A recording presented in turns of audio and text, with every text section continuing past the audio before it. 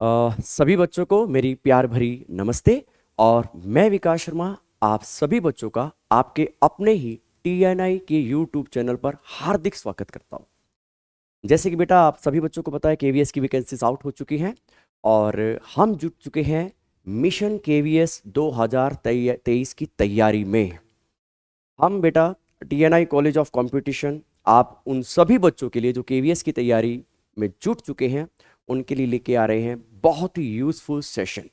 और उसी सेशन में आज पहली कड़ी आपके लिए मैं लेके आ रहा हूं बेटा इंग्लिश के सब्जेक्ट की।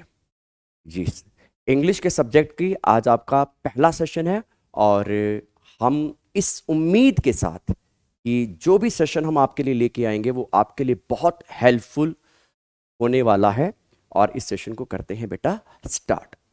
आज इंग्लिश का सेशन है और इंग्लिश के सेशन में जो टॉपिक हमने आज चूज किया है वो है बेटा प्रीपोजिशन का टॉपिक।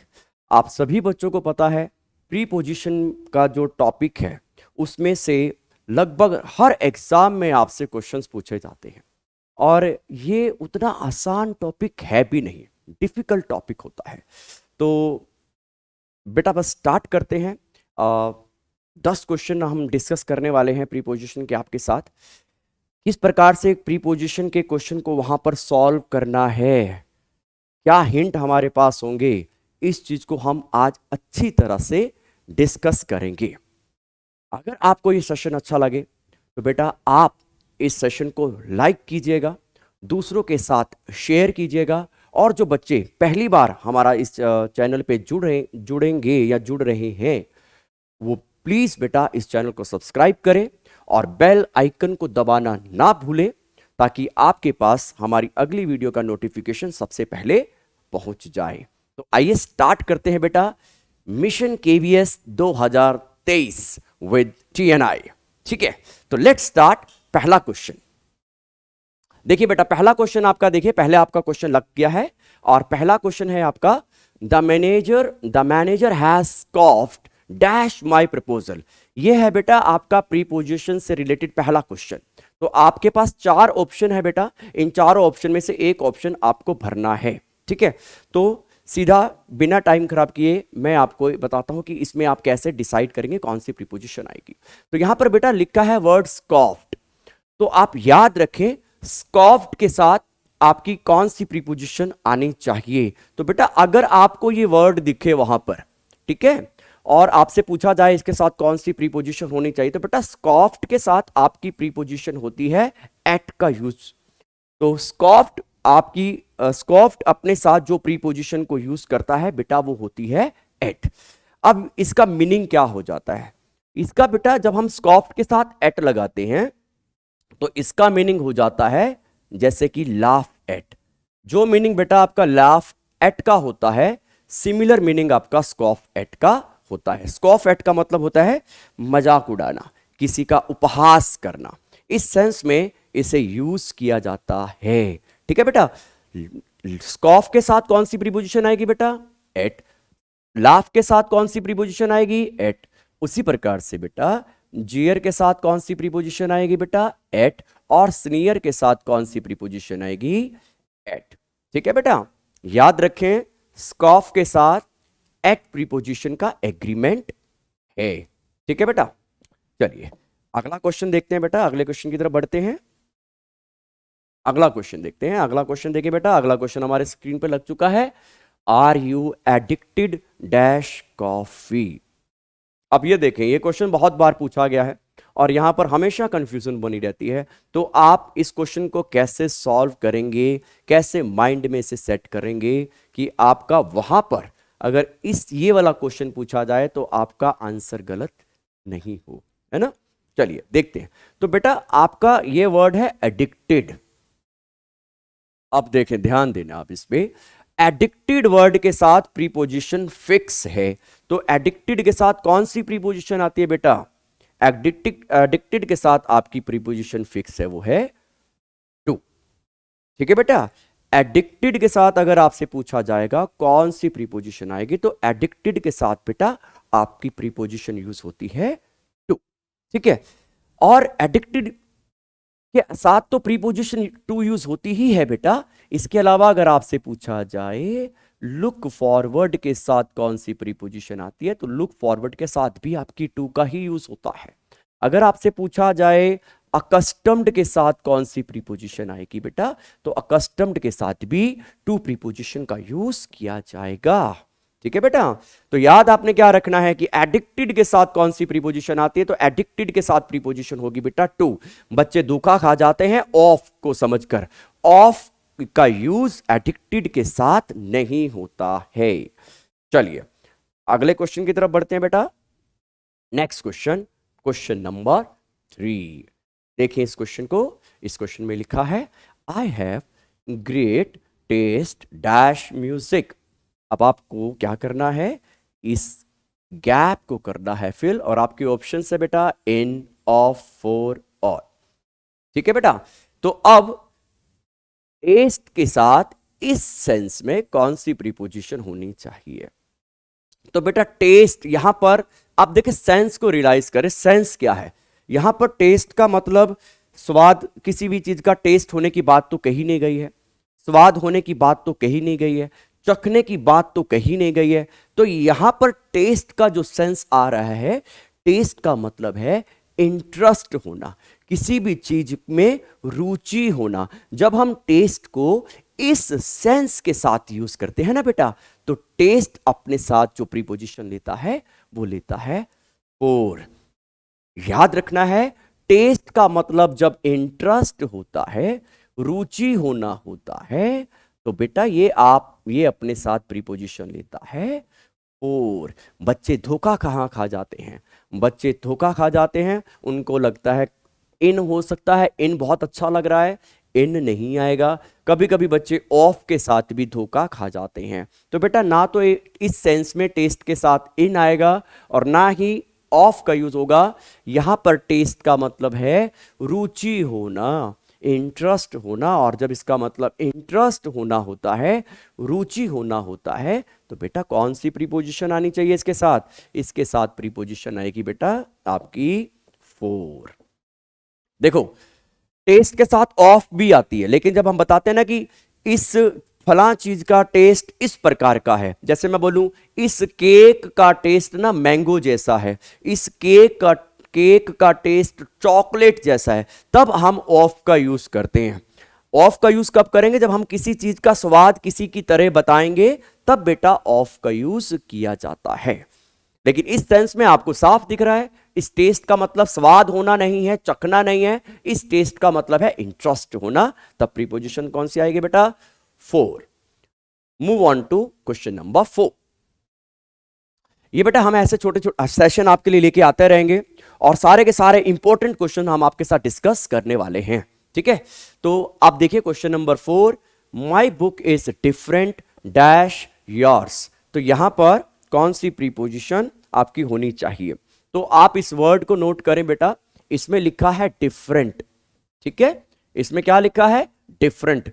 डिफरेंट के साथ कौन सी प्रीपोजिशन होनी चाहिए, डिफरेंट के साथ जो प्रीपोजिशन यूज की जाती है बेटा वो होती है आपकी फ्रॉम। ठीक है, अब कई बार बच्चे यहां धोखा खा जाते हैं, डिफरेंट के साथ उनको लगता है कि देन बहुत नेचुरल सा कॉम्बिनेशन है, तो देन नहीं आएगा बेटा। डिफरेंट के साथ देन का यूज नहीं होगा, डिफरेंट के साथ टू का यूज नहीं होगा, डिफरेंट के साथ आती है बेटा प्रीपोजिशन, और वो प्रीपोजिशन कौन सी होगी बेटा, फ्रॉम। जी अच्छी तरह से इन क्वेश्चन को आपने याद कर लेना बेटा, इनको ऐसे ही क्वेश्चन आपसे वहां पर पूछे जाएंगे। ठीक है, तो डिफरेंट के साथ कौन सी प्रीपोजिशन आएगी बेटा, फ्रॉम। इसके अलावा अगर आपसे पूछा जाए एब्सटेन के साथ कौन सी प्रीपोजिशन आएगी, तो बेटा एब्सटेन के साथ फ्रॉम। रिफ्रेन के साथ कौन सी प्रीपोजिशन, रिफ्रेन के साथ भी बेटा जी फ्रॉम का यूज किया जाता है। अगर आपसे पूछा जाएगा प्रिवेंट के साथ कौन सी प्रीपोजिशन आएगी, तो प्रिवेंट के साथ भी बेटा फ्रॉम का यूज किया जाता है। और सिमिलर वे में डिफरेंट के साथ कौन सी प्रीपोजिशन आती है, तो डिफरेंट के साथ बेटा फ्रॉम का यूज किया जाता है। ठीक है बेटा, आई होप ये आप लोगों को क्लियर हो रहा है। आगे बढ़ते हैं बेटा नेक्स्ट क्वेश्चन, क्वेश्चन नंबर 5। इस क्वेश्चन नंबर 5 को देखें। क्वेश्चन नंबर 5 में लिखा है बेटा my father does not agree dash my proposal. यहां पर बच्चों को बहुत बहुत ज्यादा परेशानी हो जाती है। क्योंकि जनरली क्या होता है, अग्री के साथ हमें एक ही प्रीपोजिशन सबसे ज्यादा सुटेबल लगती है और वो होती है विद।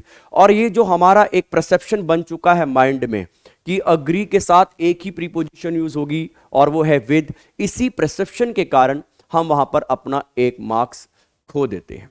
तो याद रखना है कि अग्री के साथ कौन सी प्रीपोजिशन कौन सी कंडीशन में कैसे यूज की जाएगी। तो पहले समझ लेते हैं। अग्री, अग्री का मतलब है बेटा सहमत होना। अब अग्री का मतलब अगर सहमत होना है तो दो सिचुएशन आपको याद रखनी है। अगर आप किसी व्यक्ति के साथ अग्री करते हैं तो आएगा विद। किसी व्यक्ति के साथ अगर आप अग्री करते हैं, यानी कि व्यक्ति के रूप में यहां पर कोई नाउन या प्रोनाउन है तो आएगा विद। और अगर आप किसी व्यक्ति के प्रपोजल, सुझाव, सजेशन आदि से अग्री करते हैं तो प्रीपोजिशन आती है बेटा टू। अगर कोई व्यक्ति कह रहा है कि मैं आपके सजेशन से अग्री हूं या नहीं हूं, आपके प्रपोजल से अग्री हूं या नहीं हूं, तब कौन सी प्रीपोजिशन आएगी? टू। फिक्स नहीं है कि विद ही आएगी, कंडीशन के साथ हम जज करेंगे कि विद आएगी या टू। यहां पर कंडीशन क्या है? अग्री, और इसके साथ लिखा है प्रपोजल, इसलिए यहां पर विद नहीं लगाना बेटा। आपकी यहां पे प्रीपोजिशन कौन सी आएगी? टू। ठीक है बेटा, चलिए नेक्स्ट क्वेश्चन की तरफ बढ़ते हैं। Question number 6। चलिए नेक्स्ट क्वेश्चन बेटा, क्वेश्चन नंबर 6। क्वेश्चन नंबर 6 को पढ़े ध्यान से। He congratulated me dash my success. यहां जो की वर्ड्स है, जो हमारा यहां पर की वर्ड है वो है कॉन्ग्रेचुलेट। कि हम जब किसी को कॉन्ग्रेचुलेशन देते हैं, कॉन्ग्रेचुलेट करते हैं किसी भी चीज पर, तो कौन सी प्रीपोजिशन आनी चाहिए? किसी व्यक्ति को जब हम कॉन्ग्रेचुलेट करते हैं, जैसे कि यहां पे कॉन्ग्रेचुलेट, इसने मुझे कॉन्ग्रेचुलेट किया है मेरी सफलता के ऊपर, तो यहां पर कॉन्ग्रेचुलेट के साथ कौन सी प्रीपोजिशन का एग्रीमेंट है? यहां पर भी कई बार बच्चों को कंफ्यूजन हो जाती है। यहां पर ज्यादातर बच्चे सोच लेते हैं कि फोर बहुत सही सी कॉम्बिनेशन लगता है। तो बेटा बिल्कुल भी आपने इस प्रकार के कॉम्बिनेशन को सही नहीं मानना है। हम भी इसी मिशन के साथ, मिशन केवीएस 2023, इसी पर्पस के साथ, जिन बच्चों को बहुत सारी कंफ्यूजन होती है, स्पेशली प्रीपोजिशन के चैप्टर में तो बहुत सारी कंफ्यूजन होती है, हम चाहते हैं कि हर बेस्ट पॉसिबल अपनी हेल्प या यूजफुल स्टडी मटेरियल बच्चों तक पहुंचा पाएं। ठीक है, तो बेटा कॉन्ग्रेचुलेट के साथ कौन सी प्रीपोजिशन आती है? कॉन्ग्रेचुलेट के साथ फोर का यूज नहीं होता है बेटा, कॉन्ग्रेचुलेशन के साथ होती है ऑन। अगर आपसे पूछा जाए कॉन्ग्रेचुलेट के साथ कौन सी प्रीपोजिशन आएगी, तो कॉन्ग्रेचुलेट के साथ बेटा ऑन का एग्रीमेंट है। याद रखें, ये फिलिंग दी ब्लैंक्स है, वहां पर एरर भी बना के दे सकते हैं। वहां पर ये हो सकता है ये सेंटेंस लिखा है, आने वाले सेशन में हम एरर्स को भी डिस्कस करेंगे। प्रीपोजिशन में किस प्रकार से एरर डिस्कस किया जाते हैं, कैसे आपको वहां से एरर निकालना है, और अभी हम जो फिलिंग दी ब्लैंक्स के रूप में से कर रहे हैं, आने वाले सेशन में बेटा हम हर प्रकार से जो बेस्ट स्टडी मटेरियल है आप तक पहुंचाएंगे। हर सेशन को आपने अच्छी तरह से देखना है। मिशन केवीएस 2023 के इसी मकसद के साथ बेटा हम आपके लिए her best possible study material provide कराएंगे। ठीक है, तो कॉन्ग्रेचुलेट के साथ कौन सी प्रीपोजिशन आएगी बेटा? ऑन, फिक्स है, धोखा आपने नहीं खाना। Move on to question number 7। आप देखिए क्वेश्चन नंबर क्या लिखा है, Ram is good dash English. अब यहां पर गुड डैश इंग्लिश, यहां पर यानी कि अच्छा है। साफ तौर पे से हमें दिखाई नहीं दे रहा है कि क्या कहने की कोशिश कर रहा है। राम अच्छा है, इंग्लिश यानी कि कोई सब्जेक्ट है इंग्लिश, वहां पर राम अच्छा है, अच्छा तो दिखाई दे रहा है हमें। अब प्रॉब्लम क्या होती है, यहां पर भी हमें होता है हल्का सा कंफ्यूजन। तो यहां पर बच्चे इनको सही वहां पर भरकर आ जाते बेटा। तो Ram is good dash English, तो यहां पर याद रखें, जब हम किसी बच्चे को किसी भी चीज में होशियार होना बताते हैं, जब हम किसी बच्चे को या किसी भी व्यक्ति को किसी चीज में होशियार होना बताते हैं, तब वहां पर गुड के साथ आपकी प्रीपोजिशन एट का यूज किया जाता है। कौन सी प्रीपोजिशन बेटा? Good at. अब इसका मतलब होता है बेटा होशियार होना। ठीक है, और उसी सिमिलर वे में अगर बैड एट लग जाता है तो बैड एट का मतलब होता है नालायक होना। ठीक है बेटा, ये आपको अच्छी तरह से याद करना है, प्रैक्टिस जरूर करते रहिए। नेक्स्ट क्वेश्चन, क्वेश्चन नंबर 8 देखिए बेटा, क्वेश्चन नंबर 8 आ गया है आपके सामने। Rohan has been playing cricket dash 4 hours. ये बहुत ज्यादा पूछे जाने वाला क्वेश्चन है। और देख रहे हो बेटा कौन सा सेंटेंस है इसमें, प्रेजेंट परफेक्ट। यहां पर क्या होता है, हैज बीन या हैव बीन, ठीक है, हैज बीन या हैव बीन, फिर हैज या हैव प्लस वर्ब की थर्ड फॉर्म, ये आपका प्रेजेंट परफेक्ट या प्रेजेंट परफेक्ट कॉन्टिन्यूस टेंस होता है। और यहां पर फिर फाइट होती है कि सिंस आना चाहिए या फोर आना चाहिए, और यहां पर कई बार बच्चे हो जाते हैं कंफ्यूज। तो आओ इस कंफ्यूजन को करते हैं बेटा थोड़ा सा दूर, कब सिंस आएगा कब आएगा फोर, ठीक है। तो बेटा सबसे पहले देखिए सिंस कब आता है। सिंस आता है बेटा पॉइंट ऑफ टाइम के लिए, पॉइंट ऑफ टाइम। अब वो पॉइंट ऑफ टाइम क्या हो सकते हैं, वो पॉइंट ऑफ टाइम ऐसा होगा, अगर कोई टाइम ऐसा है जिसमें एएम और पीएम है तो वो पॉइंट ऑफ टाइम है। अगर कोई टाइम ऐसा लिखा है जिसमें ओ क्लॉक है तो वो पॉइंट ऑफ टाइम है। अगर कोई टाइम ऐसा है जिसमें कोई पहर लिखा है, जैसे कि आपका लिखा हो मॉर्निंग इवनिंग, तो वो पॉइंट ऑफ टाइम है। कोई मंथ का नेम है, क्या है, मंथ नेम, मंथ का नेम अगर है जैसे कि जनवरी तो भी सिंस आएगा। कोई ईयर का पर्टिकुलर ईयर मेंशन है जैसे कि 1983 तो बेटा आपका आएगा सिंस। अगर कोई फेस्टिवल लिखा है तो आपका आएगा सिंस। अगर लिखा है यस्टरडे तो भी बेटा आपका सिंस आएगा। लास्ट आपका लिखा है लास्ट मंथ तो भी सिंस आएगा। ये है बेटे आपके आपके पॉइंट ऑफ टाइम। जबकि फोर का यूज कैसे होता है, फोर का यूज होता है बेटा पीरियड ऑफ टाइम के लिए।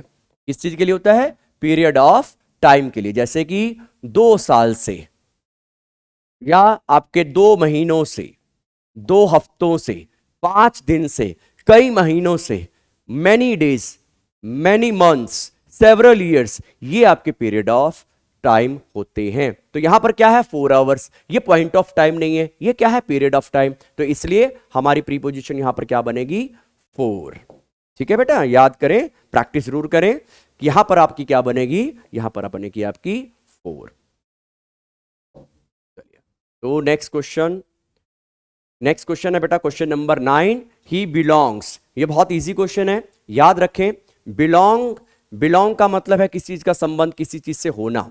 तो यहां पर ही बिलोंग्स, वो हरियाणा से बिलोंग करता है, ये सेंटेंस में बताया गया है। तो बिलोंग के साथ ज्यादा सोचने की जरूरत नहीं है, बिलोंग के साथ प्रीपोजिशन फिक्स है टू। फ्रॉम को नहीं करना टिक, फ्रॉम आपको कर देता है confuse. He belongs from Haryana नहीं करना, बिलोंग के साथ बिल्कुल प्रीपोजिशन फिक्स है टू। आगे बढ़ते हैं बेटा क्वेश्चन नंबर 10, जो है हमारा आज का सेशन का आखिरी question. My friend has parted dash his mother. अब देखें यहां पर हमने एक वर्ब यूज की है पार्ट, यहां पर ये है बेटा आपकी वर्ब पार्ट। अब इसको हमने एज ए वर्ब यूज किया है, और इसका जब हम इसे वर्ब की तरह यूज करते हैं तो इसका मतलब है अलग होना, जुदा होना, सेपरेट होना, या अपनी से कोई चीज को अलग कर देना, ये इसका मीनिंग होता है। ठीक है, तो जब पार्ट का मतलब है अलग होना, जुदा होना, सेपरेट होना, तो ध्यान देना है इसके साथ दो प्रीपोजिशन का एग्रीमेंट बैठता है। अगर पार्ट किसी व्यक्ति से अगर आप अलग हो रहे हैं तो बेटा प्रीपोजिशन आती है फ्रॉम। अगर आप किसी व्यक्ति से अलग हो रहे हैं तो प्रीपोजिशन आती है फ्रॉम। ठीक है, और अगर कोई वस्तु से आप सेपरेट हो रहे हैं या किसी और को दे रहे हैं तब आपकी प्रीपोजिशन आती है बेटा विद। अब आप देखें यहां पर मेरा फ्रेंड है वो अलग हुआ है किससे, अपनी मदर। तो मदर क्या है, समबडी है कि नहीं है, एक पर्सन है कि नहीं है। अगर ये पर्सन है तो प्रीपोजिशन यहां पर कौन सी आनी चाहिए थी, तो प्रीपोजिशन आपकी आनी चाहिए थी फ्रॉम। अगर यहां पर हो जाता मदर की जगह हिज हाउस, जैसे I can not part dash my house. अब हाउस क्या है बेटा, यहां पे हाउस समबडी नहीं है, व्यक्ति नहीं है, ये एक वस्तु कह ले, चीज है पर जो नॉन लिविंग थिंग है, पर व्यक्ति नहीं है। अब यहां पर आपकी प्रीपोजिशन क्या बनेगी बेटा, विद। उम्मीद है बेटा ये सारे क्वेश्चन, जो 10 क्वेश्चन हमने डिस्कस किए हैं, आज पार्ट 1 है प्रीपोजिशन चैप्टर का, पार्ट 2 आएगा, पार्ट 3 आएगा, और उसके बाद हम जो डिफरेंट टॉपिक्स हैं और जो दूसरे टॉपिक्स हैं उनसे रिलेटेड इंपॉर्टेंट क्वेश्चंस आपके सामने लेकर आएंगे। इस उम्मीद के साथ ये सेशन आपको समझ में आया होगा और आपके लिए काफ़ी हेल्पफुल होगा ये आपके लिए। इस सेशन को बेटा यहीं करते हैं समाप्त, लेकिन जाने से पहले मैं आप लोगों के लिए आपसे यही कहना चाहूँगा, अगर ये सेशन आपको अच्छा लगा और आपके लिए यूज़फुल है तो बेटा प्लीज़ इसे आप लाइक करें, और ना केवल लाइक करें बल्कि जो बच्चे इसे फर्स्ट टाइम देख रहे हैं आप सब्सक्राइब भी करें, क्योंकि हम जुड़े हैं बेटा मिशन केवीएस 2023 को क्लियर करने में।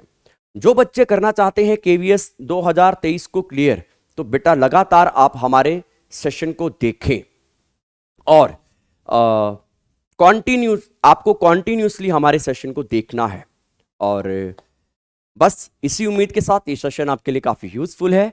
मैं विकास शर्मा टीएनआई की तरफ से आप सभी प्यारे बच्चों से अब लेता हूं विदा। जल्द मिलेंगे एक इंपॉर्टेंट सेशन के साथ। तब तक के लिए आप अपना ख्याल रखें। Thank you so much. God bless you.